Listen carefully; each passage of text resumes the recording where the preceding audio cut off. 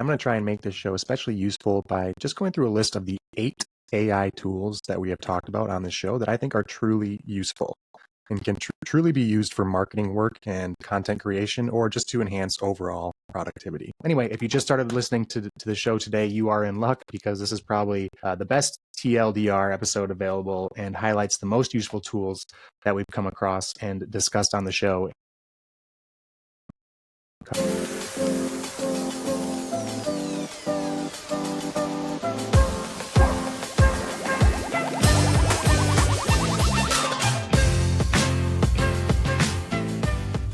What is up, everybody? Welcome to another episode of the AI Marketing Navigator. This is your daily compass in the ever-evolving world of AI marketing. Okay, Navigators, super short episode for you today. Barely got this one in under the wire. It was an absolutely crazy day here in the AI Marketing Navigator world. But that's not why you came to the show. You came to hear all about AI marketing. And I'm going to try and make this show especially useful by just going through a list of the 8 AI tools that we have talked about on this show that I think are truly useful and can truly be used for marketing work and content creation or just to enhance overall productivity. I will say I started by titling this episode 5 tools that you can actually use, but I needed to include some more, and so we ended at a nice even number 8 here. Anyway, if you are listening to the AI Marketing Navigator, you likely know that we can barely keep up with the amount of tools. There are new AI tools every day being created that utilize AI, and it's like trying to drink from a fire hose. And maybe the only thing harder than keeping up with all the new tools is figuring out which ones are actually useful and which ones are just a waste of time. And that's what the goal of today's episode is, to give you some actual useful tools. Okay, so starting out our list, and in no particular order, is going to be a pretty simple one, and it's the only LLM I'm going to include on this list, simply because, yes, of course, you can use these LLMs in these conversational AI platforms, ChatGPT, Meta AI, Gemini, Claude, all these things. You can use them for so much. Really, all that you're limited by is your own creativity, but I'm trying to keep this to purely practical use cases, not just generalized research or conversational AI interchanges. So I'm going to start with Claude 3.5 Sonnet, and this is what I use to create my social media posts. And I think we talked about this on the show before, but what I'll do is I'll dictate or write my podcast episodes, whatever topic we're covering that day. And then using that transcript, I will ask Claude to write a LinkedIn post and a Twitter post, or an X post, excuse me. So number 1, Claude 3.5 Sonnet to repurpose and write content. If you can use a core piece of content like a transcript that you've created yourself, all the better, instead of relying purely on Claude. Better to have your own voice and your own content as a jumping off point. Okay, number 2 is going to be Gamma AI, and this is the AI-powered presentation creator. You can prompt the creation of slideshows and dynamic presentations. I use Gamma to create different lead magnets and guides for my prospects and leads to use on my website and in my cold email campaigns. I think Gamma is really slick. You can get a really nice presentation created almost entirely by AI, and just with a little bit of editing, you can really tighten it up nicely. Again, definitely go through and add your own voice to these presentations as well. The more we can do that, the better. And it also integrates or implements all of the best image generation models to be used right within the tool for your presentations. So that's pretty helpful and pretty sweet as well. So number 2 is Gamma for presentation creation and lead magnet creation. Moving on to number 3, and this is going to be a tool called Wispr, and it's an AI-powered dictation tool, spelled Wispr if you're going to look it up, and I strongly recommend you do. And if you've listened to the episode before, I've talked about how writing is a pretty big block for me when it comes to content creation, and I find it much easier to just naturally dictate the content that I either write or I am drafting for this podcast. And as soon as I started using Wispr to dictate, I was pleasantly surprised and found it much more helpful and efficient than the voice typing in Google Docs, for instance, or the typical dictation on a Mac. I do believe right now Wispr is just for Mac OS on desktop devices, not even mobile, but I believe that's coming soon. So if you have a Mac desktop or laptop, you should be able to use it. And it's just a much more accurate dictation tool. Using AI to summarize, or excuse me, to transcribe what you've dictated, but in some cases summarize when you've if you've gone on pauses or you've done some stuttering or stumbled over your words, it's really accurate at clarifying that and removing those instances, as well as clarifying names and hard to pronounce words as well. And at the end of my dictation or writing of episodes now, I rarely have to go back and make edits or corrections anymore, which is a huge time saver. And you can use Wispr AI anywhere that you type. They're trying to end the keyboard was their clever marketing campaign, sort of. They had a video of I believe maybe it was the founder smashing a keyboard or something like that. Again, don't quote me on that, but I'm pretty sure I saw that. So number 3, Wispr AI for general dictation and voice typing.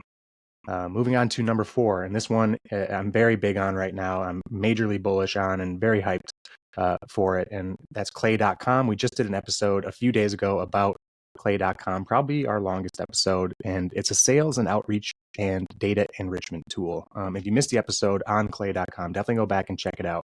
Episode 129. You won't miss it. It's titled The Best Outreach Tool I've Ever Used. And this is the tool that's going to allow you to use basically an AI agent or an agentic AI workflow at the very least to scrape the internet and perform super personalized research on your prospects that would honestly take hours and hours to do yourself in a matter of minutes. And it's incredibly impressive. And we talked about that a lot in the episode. But prospects that the tool can discover for you, by the way, you can discover them right within the tool, as well as do this AI research. So you can surface your prospects and then scrape the internet, perform customized research, and use the results of that research to enrich your email outreach to these contacts, essentially hyper-personalized one-to-one emails at scale, at a cold outreach scale, which is huge. And I've had some pretty impressive success early on using the tool for cold outreach as far as replies and meetings and discussions go. So definitely a no-brainer to include it in this list. Okay, next up is going to be a bit of a twofer, so I guess we'll just call it 5 and 6. I couldn't really decide on which one I wanted to pick, and I do use them both for some coding and programming that I've been dabbling in recently. So anyway, this one is going to be the Replit agent and Cursor AI or Cursor IDE, the development tool. And the Replit agent is a tool that's going to allow you Replit.com and their agent. It's going to allow you to naturally prompt an entire app. And it's going to basically build it from the top down for you. I will say that in both cases, the Cursor and the Replit tool, and Cursor is, again, a chat-enabled and AI-empowered coding environment. It's not entirely like magic, depending on the complexity of the app you're trying to build. So things like, a simple front-end JavaScript calculator or apps like a workout app or something that can suggest based on a few variables of input, and they can suggest based on the data that they have stored in the browser memory, kind of cycling through and selecting the output for that best matches you. And Cursor will very much do the same thing. I would recommend using it in conjunction with Claude or another LLM to provide you some guidance. Cursor can do it in the chat as well, but I think that it's a little bit more, a little bit better of an experience if you're copying and pasting out of Claude, for example. I will say that in both cases of the Cursor and the Replit tool, it's not entirely like magic depending on the complexity of the app you're trying to build. So simple things like a JavaScript, HTML, JavaScript front end, calculators and apps that have, simple variables stored and data stored persistently in the browser. And it's just kind of cycling through the input from you and kind of matching it to the most appropriate data. For example, like a workout app can be created by pre-populating a bunch of workout suggestions and pretty simply suggesting them to the users. That's really all it takes to create simple tools as well, which is the main use case that we talk about in the case of these these coding AI tools, Cursor and Replit. So you really don't need to get complicated with the tool that you're building to make it useful. But in the case, if you're trying to, employ multiple APIs and do some more in-depth coding, I will say that some persistence and patience is definitely still necessary, and the desire to learn a little bit of code as well. And if you have that, and if you're able to pick up code quickly, or if you have a little bit of program experience, you're just kind of able to be dangerous now, I think, and get a lot out of these tools, which is why I'm including them on our list here. And because I really do believe that building a free tool with one of these is very possible for any marketer now, with even if with zero programming experience. And free tools are an awesome marketing tactic. Okay, moving on to number 7, second to last here. And this is going to be the AI tool Notebook LM. And that's the viral tool from Google that allows users to, initially it allowed users to submit documents. And then later on, just recently, you can now submit YouTube videos as well. And it just outputs an incredibly realistic audio overview, as they were called, along with some other awesome things like guides and quizzes and frequently asked questions. But the feature that took the internet by storm was the audio overview. It essentially produced a podcast with two of these hosts that sounded incredibly lifelike and had just a really natural banter back and forth about any subject that you imported via file or URL. And we covered this tool on our show as well. Definitely go back and check out the episode, see for yourself. The results are really impressive. Or just go check out Notebook LM for yourself, for sure. All the links to all of these tools will be in the show notes, of course. So definitely go experiment with that. And this one is going to be, if you're not using it to create an entire podcast of your own, which you certainly could, at the very least, it makes for an incredibly good study tool. And if you're trying to master a concept or if you're trying to research a topic for content creation, then Notebook LM is about the best study guide tool that you can get, in my opinion. But maybe not the best research tool. And that brings me to our last tool on the list, but certainly not the least, and that's going to be Perplexity AI. And this is the AI-powered search engine that is taking on Google and most likely eventually OpenAI, depending on how they integrate search into the product. I'm sure it's going to just be coming down the tube eventually, most likely fully integrated into ChatGPT itself, if I had to imagine, but we'll see. Anyway, Perplexity AI. If Notebook LM is the best study guide tool, then Perplexity is definitely the best research tool. It's incredibly good at doing in-depth analysis. It surfaces a bunch of sources and websites that it cites and can provide some really well-reasoned answers to your questions backed up by those sources in multiple stages, surfacing and highlighting concepts and topics that you may not even have realized were relevant. It suggests several follow-up questions, which makes it a great tool for researching podcast topics or content topics. If you haven't checked out Perplexity AI, you don't know what you're missing. Definitely go check it out. Okay, so I think that pretty well rounds out a list of the AI tools that I use on a daily basis and that we've talked about on the show that I think truly can boost your productivity and have some great practical use cases. Again, there are so many tools we've talked about, and they're all amazing and they all have a lot of potential. But again, I think part of this AI journey that we're all on is going to be wading through the tools that don't necessarily suit us or our individual use cases and the ones that do. So that's what this episode was all about.